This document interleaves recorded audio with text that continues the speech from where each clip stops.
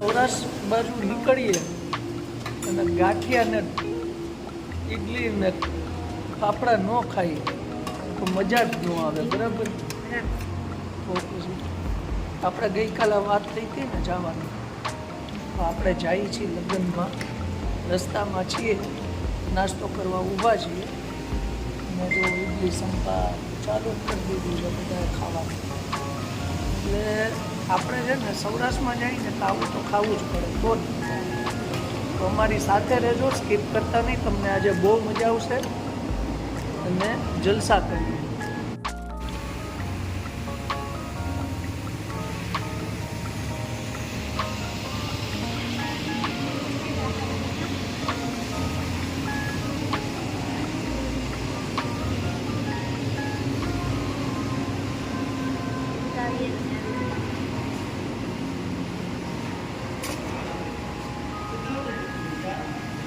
સમોસા જીએના કેટલા ફરવા મળે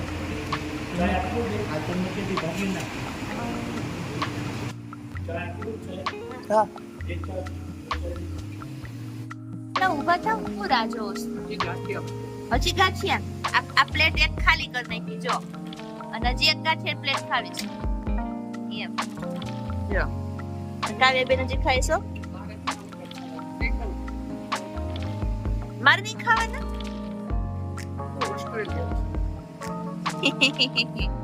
કેવું કેસ મને કાવ્ય હાવ કઈ આવું હોય? બાપ દીકરી એક થઈ ગયા શું? બાપ દીકરી ને બાપ દીકરી એક થઈ જાય. હા બતાવો હવે હું બતાવ થઈ ગઈ લે પણ ડીશ મંગાવી દો.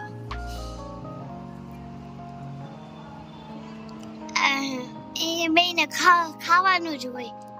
ખાવું છે? હજી ખાવો?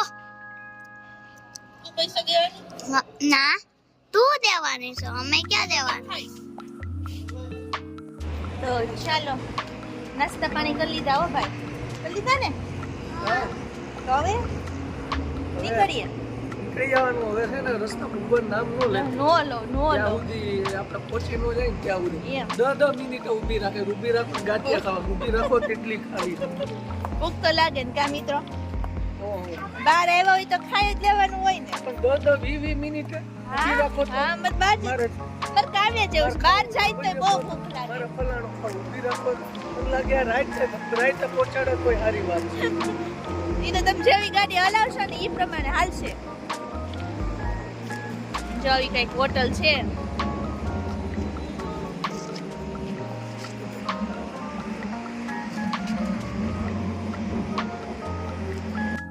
ચાલુ જ. અને જો આ હોટલ દર્શન છે ભાઈ, આ પ્રકારની હોટલ છે કઈક.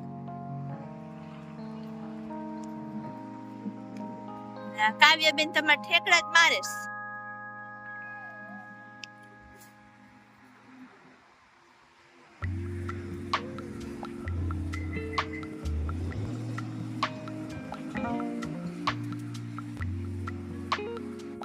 તો ચાલો ફ્રેન્ડ્સ, હવે આપણે અહીંથી આગળ વધીએ. હવે ધીમે ધીમે નીકળીએ. જો હવે આપણે જેમ નાસ્તો કર્યો એમ ગાડીની ખાવા તો જોઈને, તો જો આવી ગયા છીએ ગાડીમાં ગેસ પુરાવા માટે. જો અહીંયા ગેસ પુરાઈશ ગાડીમાં.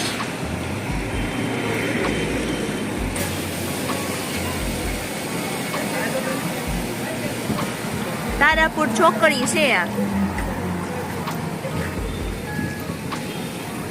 કાવ્ય તારાપુર ચોકડી ને?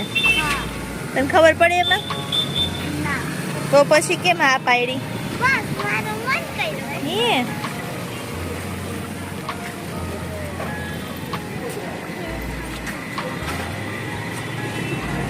પાછા ગાડીમાં બેસી ગયા. કાકા આવું બેન, ગાડી આજે આખો દી ગાડીમાં બેસવાનું જ કામ કરે છે, બીજું કઈ કામ જ નથી કરવાનું. બરાબર પરફેક્ટ ફોલો કરીએ. જા બાર રસ્તો.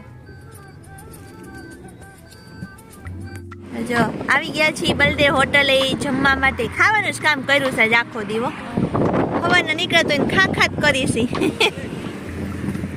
કાકાઉ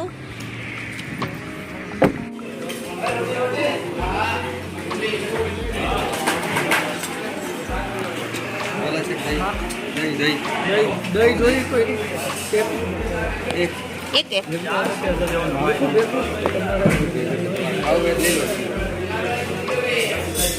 તમે જોઈશ દહીં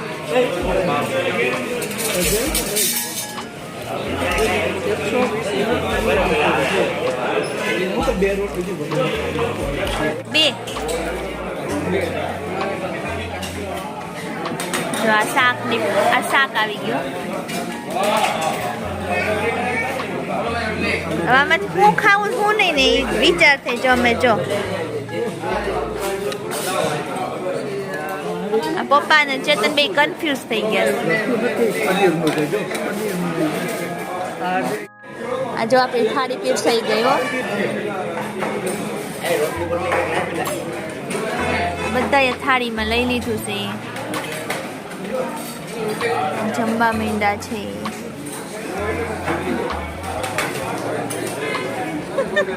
કાવ્યની બહુ ભૂખ લઈ ગઈ કા એ તમારે રિહાવાની ચાલુ હોય ભેગું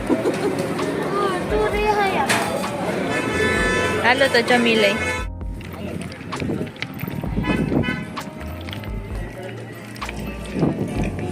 હું તો આમ જોઈએ છીએ અમે તો કાવ્યા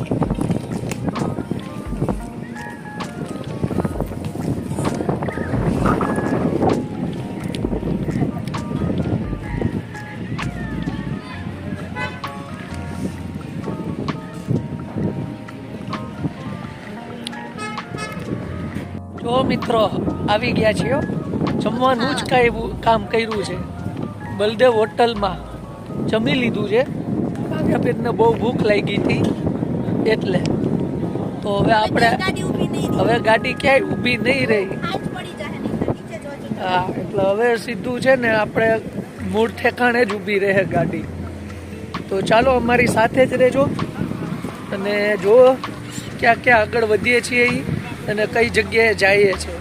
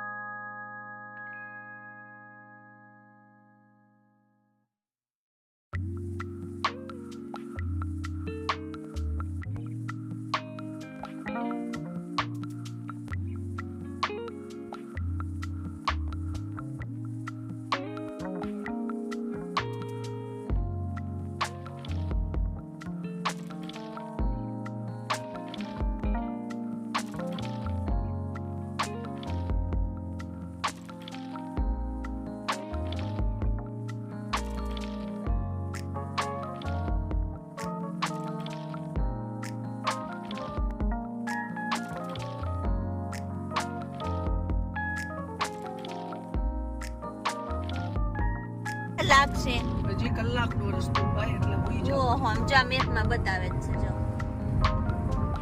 1 કલાક તો જરી ખરકી હલાવવાની નીચે ઉતરી જા આપણે કાંઈ એવું તો નથી ભાડું કર્યું છે ભાડું જ છે ને મારા વગર તો ખબર ને તો આવી ગયા કે આવે મારા માટે ને મારા માટે એમ તમારે ભાઈ તમારે હાટો ફોન કરે ને હા રહી જવા કાવ્યાબેન મોબાઈલ જોવે અહીંયા પપ્પા બેઠા છે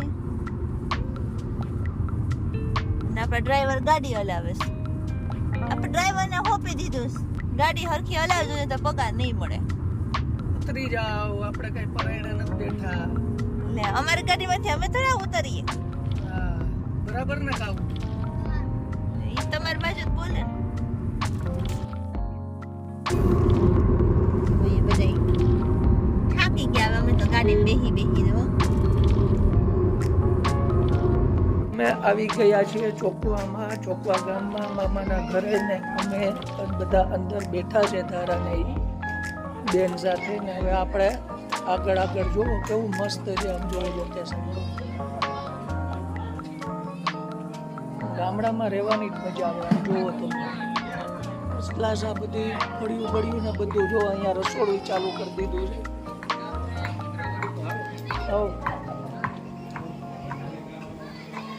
રસોડું ને બધું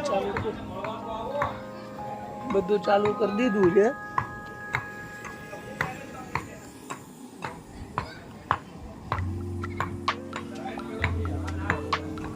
નહીં આવે હવે આપણે છે ને અંદર બેનને મળીએ. ચાલો અમે આવી ગયા છીએ દીદીના લગ્નમાં હેમલતા બેન. આ બેનના લગ્ન છે. હા જો મહેંદી એ કરી મહેંદી એ કરી નાખી છે. અને હવે કાલે મંડપ.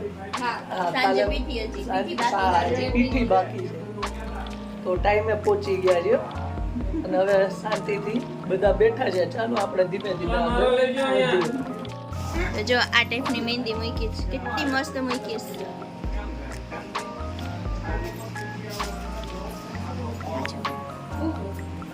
પછી વિભાબેન ને લઈ લે, બધાને લઈ લે.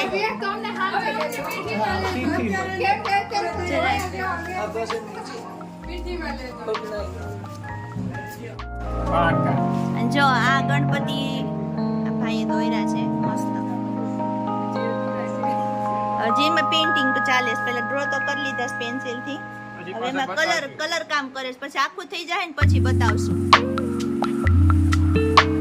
બધાય મહેમાન આવી ગયા છે.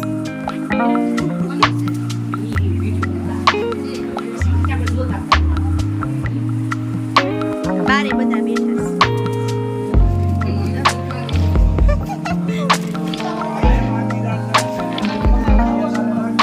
બધા વાતો કરે છે. હવે